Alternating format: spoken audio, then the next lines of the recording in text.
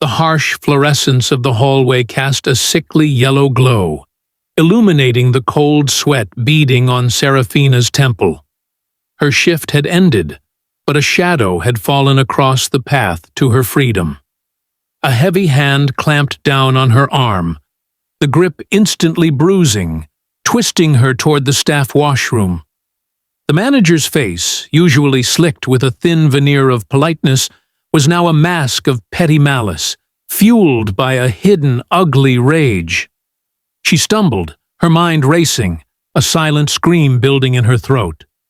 Just meters away, seated in the quiet corner booth, was the man who controlled every shadow in the city, sipping his scotch, oblivious to the peril closing in on his wife. The door slammed shut, severing the connection. The clock had started. Seraphina moved through the dining room like an elegant ghost, her movements precise, honed by years of navigating high-stakes environments. She was a woman of stark, striking beauty and quiet resilience, a stark contrast to the opulence of the Obsidian Plate, the exclusive old-money restaurant where she worked. She was the best on staff, efficient, discreet, and possessed of a memory for preferences that bordered on the supernatural. Yet, every smile she offered was a calculated, exhausting performance. Her life was a tightly guarded secret, a duality existing between two worlds. By day, she served, enduring the invisible slights and dismissive looks that followed her dark skin like a constant, irritating static. She felt the subtle shift in atmosphere whenever she corrected a wealthy patron's assumption or excelled beyond their predetermined limits for her. This small, daily accumulation of disrespect was the tax she paid for her temporary peace. But her nights belonged to Dante. He was the unseen scaffolding that held her world together, a man who built empires and settled scores with the same effortless finality. Dante was power incarnate, a figure shrouded in rumor and respect, who operated outside the lines of conventional society. He had given her this job as a compromise, a small allowance for her desire for normalcy, a place where she could feel useful outside his guarded fortress. He never wanted her here. Sensing the undercurrents of disrespect, she felt compelled to absorb. Tonight, he had broken his own rule, taking a secluded table near the kitchen. A rare, unsettling occurrence. He sat now, his presence a heavy, silent anchor, the very air around him thicker. Seraphina served his table last, their eyes locking for a fleeting, intense second. A moment that conveyed an entire, complicated history of love, sacrifice, and danger. She retreated, her heart pounding not from fear of him, but from the sudden, terrifying realization that her two worlds were too close. The line she had worked so hard to maintain was dissolving, and the casual cruelty of the restaurant was about to collide with the uncompromising justice of her husband. The night had deteriorated slowly, like a stain spreading across fine linen.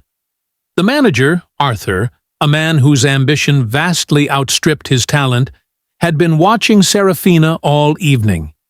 His attention was not appreciative, it was possessive, tinged with a resentment he couldn't hide. Earlier, a wealthy patron had complimented Seraphina on her wine knowledge, a brief, genuine moment of recognition. Arthur had immediately intervened, dismissing the praise with a laugh and an unnecessary condescending instruction to stick to clearing plates, dear. It was a deliberate public erasure of her skill, a coded reminder of her place in his perceived hierarchy. Seraphina had swallowed the insult, her composure a shield. She knew the game, but Arthur was emboldened. The small slights escalated into targeted sabotage. A crucial reservation error that was clearly his fault was suddenly pinned on her. A high-value table's complaint about a delay, which stemmed from a kitchen mistake, was redirected. leaving her to face the angry patrons and absorb the venom. Each accusation was delivered with a strained, unsettling smile. A performance of professional discipline that barely concealed the viciousness beneath. It was the same familiar routine: isolate, discredit, and punish the only black woman on the floor who refused to be invisible. The final straw came with the misplaced ledger. Arthur accused her, in front of the other, silently complicit staff, of deliberately hiding the cash register key. It was an absurdity, a blatant attempt to force her to react, to provoke the attitude he believed was inherent in her. His voice dropped to a chilling proprietary whisper, suggesting that her mere presence was a disruption to the restaurant's image. The unspoken, ugly truth hung heavy in the air, thick with racial prejudice and petty power. Seraphina felt a dangerous heat rising inside her. This was not about a key. It was about crushing her spirit. Her peripheral vision caught the stillness of Dante's booth. He had not moved, but the angle of his head had shifted. He wasn't looking at her. He was looking at Arthur. It was a predatory focus, a silent assessment of a target. Arthur, mistaking the fear in Seraphina's eyes for submission, decided to deliver the final, devastating blow. He moved swiftly, catching her as she retrieved her coat, wrenching her arm hard enough to elicit a gasp. He wasn't correcting her. He was dominating her, dragging her away from the public view, toward the enclosed space where his power was absolute. The washroom door, a heavy, silent slab of wood, represented the complete sealing of her fate. Inside, he intended to humiliate her, to ensure she understood the rules of his realm.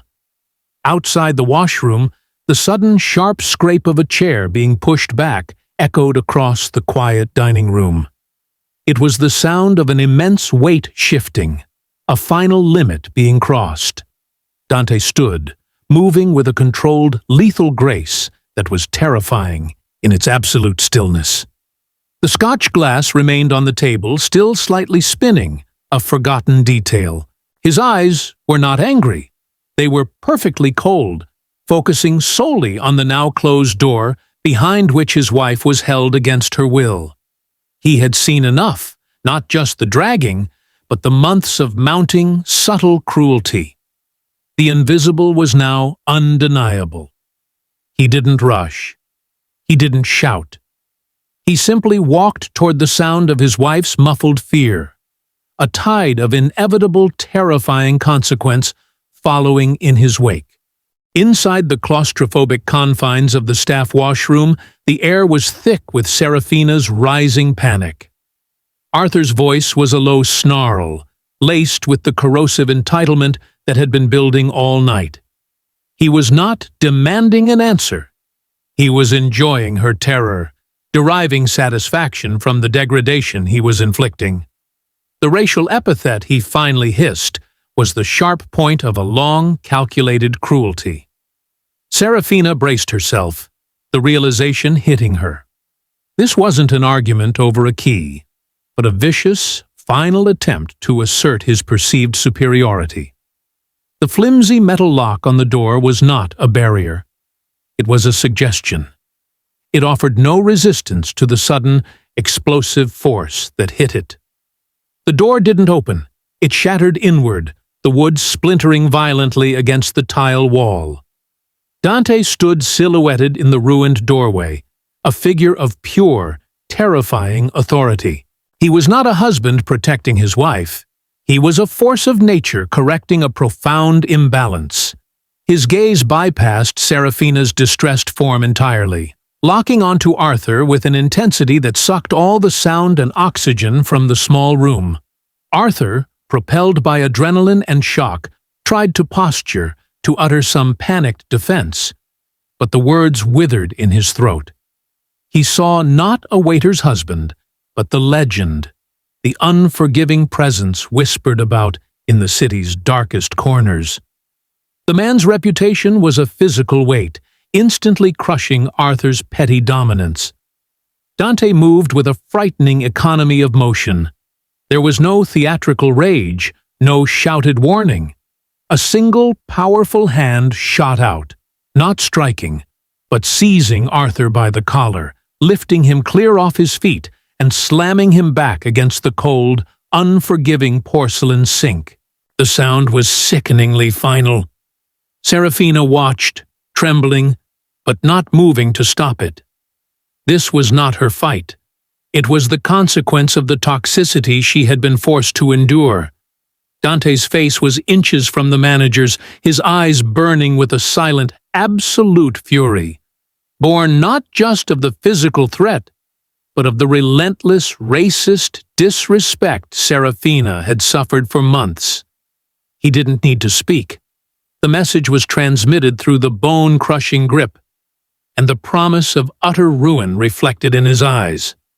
Arthur was instantly broken, not just physically, but spiritually. He understood that he had not simply insulted an employee, he had trespassed against the only rule in Dante's universe, the inviolability of his wife.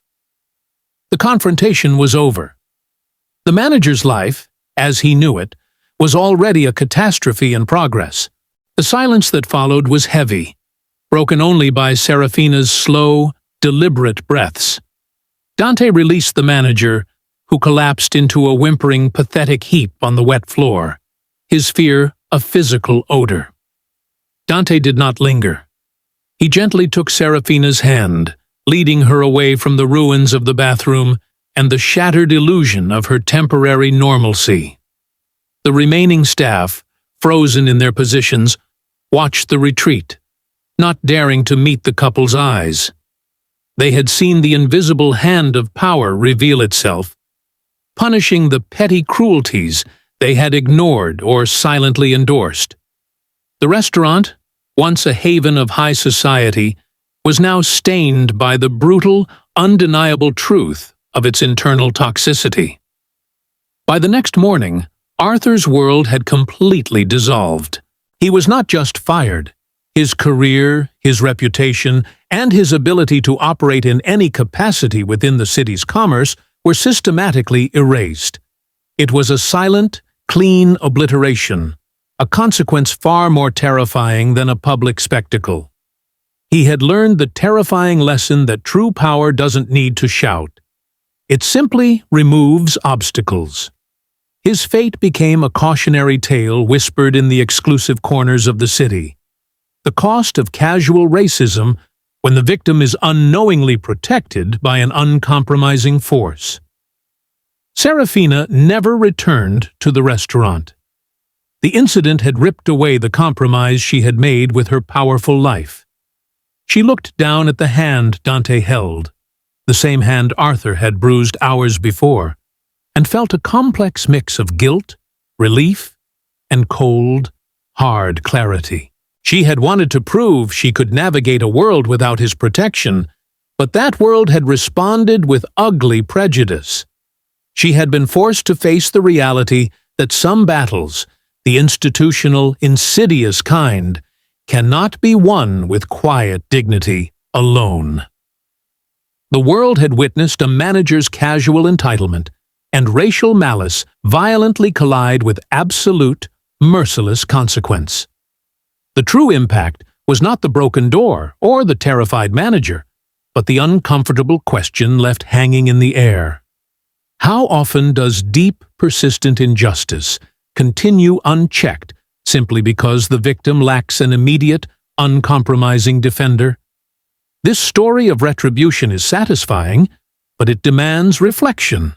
In a just world, would such a terrifying protector even be necessary?